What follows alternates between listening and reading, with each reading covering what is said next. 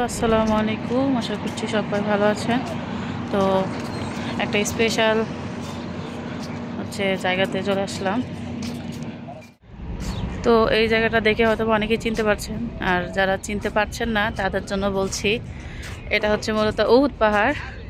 আমাদের প্রিয় নবী হযরত মুহাম্মদ সাল্লাল্লাহু আলাইহি ওয়াসাল্লাম এই পাহাড় সম্পর্কে বলেছেন যে একমাত্র দুনিয়া থেকে এই পাহাড়টাই নাকি জান্নাতে যাবে। আর উনি তাও বলেছেন যে আমি উহুদকে ভালোবাসি, উহুদও আমাকে ভালোবাসে, আর তোমরাও উহুদকে ভালোবাসো। তো এই হচ্ছে সেই উহুদ পাহাড়, যে পাহাড়ে 70 জন সাহাবী নিহত হয়েছিল, শহীদ হয়েছিল।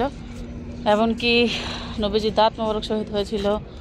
আর তাছাড়াও এই পাহাড় ফেটে নবীজিকে আশ্রয় দিয়েছিল সেই উহুদের যুদ্ধের সময়।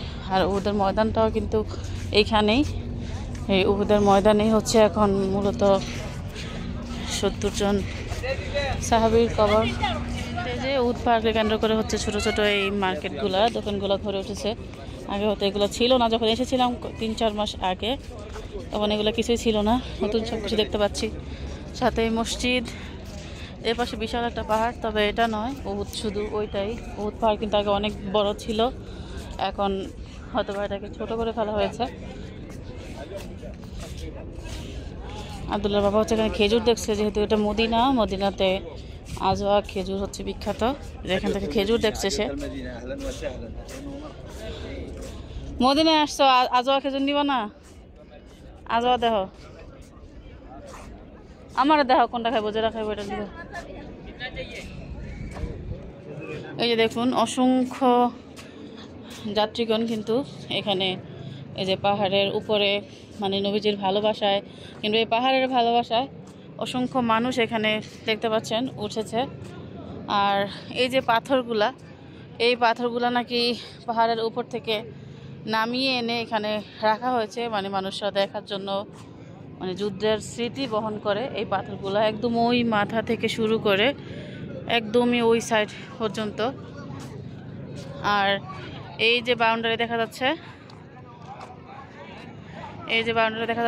এটাই মূলত 70 জন সাহাবীদের কবর। আর তার মধ্যে যে নবীজির চাচা ছিল, তারপর যে হানজালা রাদিয়াল্লাহু তাআলা, হয়তোবা যারা আমরা শুনেছি যে যখন ওনাকে ফেরেশতাগণ গোসল করিয়েছিলেন শহীদ হওয়ার পরে, তো সেই সাহাবীর কবরও কিন্তু এখানে। তো আমি মূলত যে জিনিসটাকে খুঁজছি সেটা হচ্ছে এই পাহাড়ের সেই ফাটল নাকি আজও দেখা যায়, যে ফাটল মানে নবীজির জন্য যে পাহাড় ফেটে নবীজিকে জায়গা করে দিয়েছিল, সেই ফাটল নাকি আজও আছে। সেটাই আমি খুঁজছি, সেটাই আপনাদেরকে দেখাবো যদি দেখতে পাই। অবশ্য অন্য ভিডিওতে আমি দেখেছিলাম যে কোন জায়গাতে এটা, তো আমি এটা খুঁজে বের করার চেষ্টা করছি এটা আসলে দেখতে পাই কিনা। তো একটু উপরে উঠছি, ওইটাতে উঠতে পারবো না আসলে, যেহেতু রোজা রয়েছে।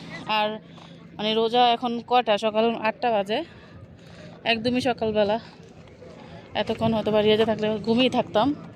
তো এখানে এসে তো মানে সেহারি করার পর থেকে জার্নির উপরে আছি, গলা শুকিয়ে অবস্থা খারাপ, তো উঠতে পারবো না। আর উঠে আর কি দেখবো, এখান থেকে সব কিছু দেখছি, তা আমি শুধু ওই ফাটলটা একটু খুঁজে বের করি, ওইটা আসলে দেখতে পাই কিনা। তো এই যে দেখতে পাচ্ছেন উহুদের প্রান্তর, তো বিশাল ময়দান, আর মাঝখানে সেই প্রিয় নবী হযরত মুহাম্মদ সাল্লাল্লাহু আলাইহি ওয়াসাল্লামের স্মৃতি বিজড়িত সেই পাহাড়।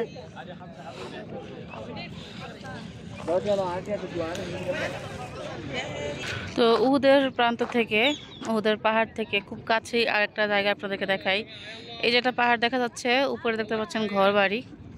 তো এটা মূলত মানে কোনো একটা রাজা বাদশাহ বা কারো বাড়ি এরকম।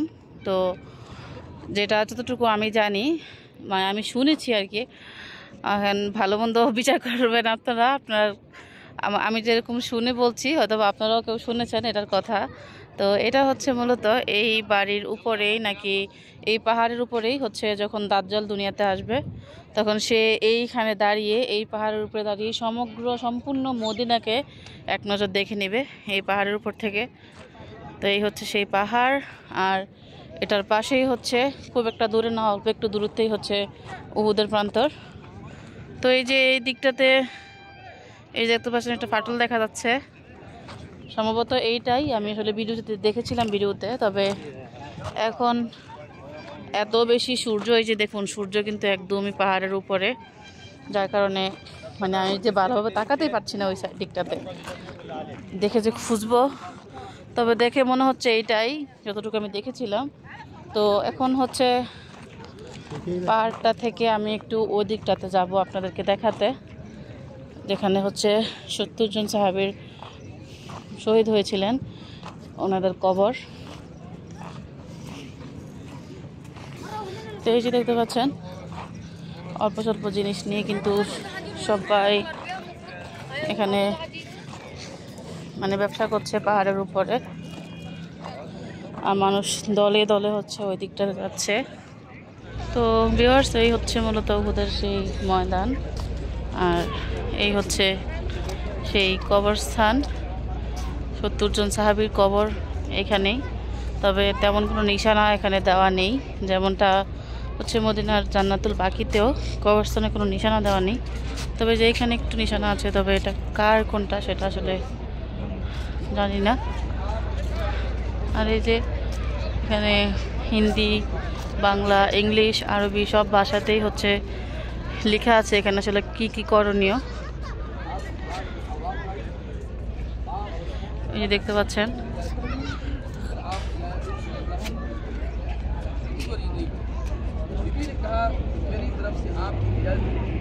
এই যে বাংলা লেখা আছে এখানে কি কি।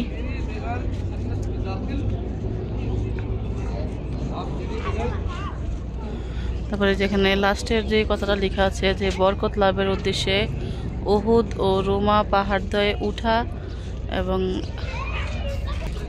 এবং এই যে এত দূর থেকে মাটি বা পাথর নেওয়া বৈধ নয়, মানে যে আমরা উহুদ পাহাড়ে উঠলাম, এখান থেকে একটু চিহ্ন হিসাবে নিয়ে গেলাম একটু মাটি, এইসব এগুলো আসলে বৈধ নয়।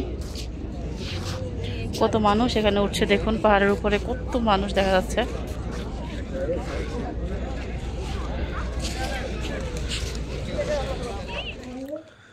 তো ভিউয়ার্স, মদিনার উহুদ পাহাড় থেকে আমরা এখন চলে আসলাম হচ্ছে কেবলাতাইন মসজিদে। সামনে যেই সাদা মিনারা এমনকি গম্বুজ দেখতে পাচ্ছেন, এটাই হচ্ছে মূলত কেবলাতাইন মসজিদ, যেই মসজিদে মহানবী সাল্লাল্লাহু আলাইহি ওয়াসাল্লাম নামাজরত অবস্থাতেই আদেশ এসেছিল যে কেবলা পরিবর্তন করার জন্য। তো প্রথমেই কিন্তু যে ফিলিস্তিনে এখন মসজিদুল আকসা, সেইটাকে কেবলা করে নামাজ পড়া হতো। তো নবীজি চেয়েছিলেন, মানে উনি ভাবছিলেন যে যদি কাবার দিকে ফিরে নামাজ পড়া যেত। তো ওনার সেই ভাবনাকেই সত্যি করার জন্য মানে নামাজরত অবস্থাতেই কিন্তু সঙ্গে সঙ্গে আল্লাহর থেকে ওহী আসে যে কেবলা পরিবর্তন করে কাবার দিকে ফিরে নামাজ পড়তে। তো এই হচ্ছে সেই কেবলাতাইন মসজিদ। আমরা চলে আসলাম উহুদ পাহাড় থেকে এখানে, আর এই হচ্ছে মসজিদের ভিতরের সুন্দর দৃশ্য। তো আসলে মদিনা আর মক্কার প্রতিটা মসজিদই এত বেশি সুন্দর, এত বেশি নজর কাড়া ডিজাইন, আর এত বেশি ভালো লাগে। সবচাইতে বেশি ভালো লাগে প্রিয় নবীর স্মৃতি বিজড়িত জায়গা বলে। তো ভিউয়ার্স, আমরা চলে এসেছি হচ্ছে মসজিদুল কোবাতে, যে মসজিদে হচ্ছে 2 রাকাত নামাজ আদায় করলে ওমরা হজের সওয়াব পাওয়া যায় বলে আশা করা যায়। হাদিস দ্বারা প্রমাণিত কিনা আমি জানি না, যতটুকু আমি শুনেছি সেটাই শেয়ার করলাম আপনাদের কাছে। তো এই মসজিদ আসলে এতটাই সুন্দর, তো দিনের বেলাতে তো ঝলমল করছেই, রাতে যে এটার কি একটা ভিউ আসে আর কি বলবো।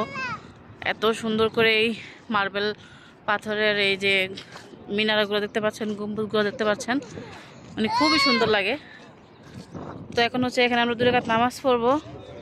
তো আসলে কেবলাতাইন মসজিদে কিন্তু আমাদের আগে কখনো যাওয়া হয়নি। এর আগে যে মসজিদটাতে গিয়েছিলাম সেটা ছিল কেবলাতাইন মসজিদ, আর এটা হচ্ছে মসজিদুল কোবা। এখান থেকে 2 রাকাত নামাজ আদায় করলে মোটামুটি আমাদের মদিনা সফর শেষ।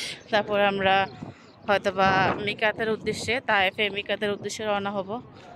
এত এত মানুষ, এই যে দেখেন, যেহেতু রমজান মাস চলতেছে তো ওমরারও চাপ বেশি, মানুষেরও কিন্তু চাপ অনেক বেশি, দর্শনার্থী অনেক।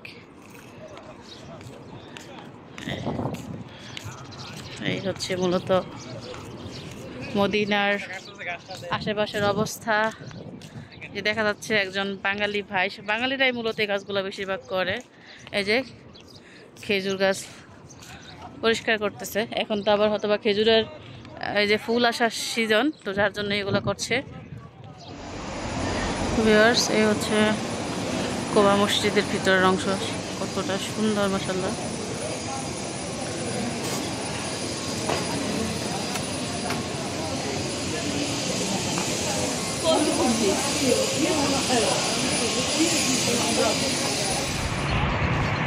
এই তো এই পাশটাতে হচ্ছে মহিলারা নামাজ পড়ে এই সাইডে।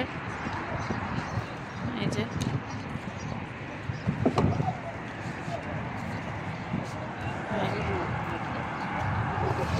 মরুভূমি দেশের সবচাইতে সৌন্দর্য হচ্ছে এই কবুতরগুলা। তো ভিউয়ার্স, এই ছিল মূলত মদিনা থেকে প্রিয় নবী সিটিভি জড়িত অসংখ্য জায়গাগুলোর মধ্যে উল্লেখযোগ্য এবং দর্শনীয় 3টি স্থান। তো যারা আগে তো দেখেছেন তারা দেখেছেনই, যারা দেখেননি আমার ভিডিওর মাধ্যমে হয়তো সামান্য একটু ধারণা আপনাদেরকে দেওয়ার চেষ্টা করেছি। তাছাড়াও এই জায়গাগুলোতে হচ্ছে ইসলামের দিক থেকে এগুলার মানে গুরুত্ব কতটা, কিংবা এখানে আসলে কি কি সওয়াব পাওয়া যায়, কি কি সওয়াবের আশা আমরা করতে পারি, তো সব কিছুই আপনাদের সাথে সংক্ষিপ্তভাবে তুলে ধরার চেষ্টা করেছি আপনাদের সামনে। তাই হোপ আপনাদের কাছে ভিডিওটি ভালো লেগেছে। তো আজকের ভিডিওটি এই পর্যন্তই। সবাই ভালো থাকুন। আল্লাহ হাফেজ।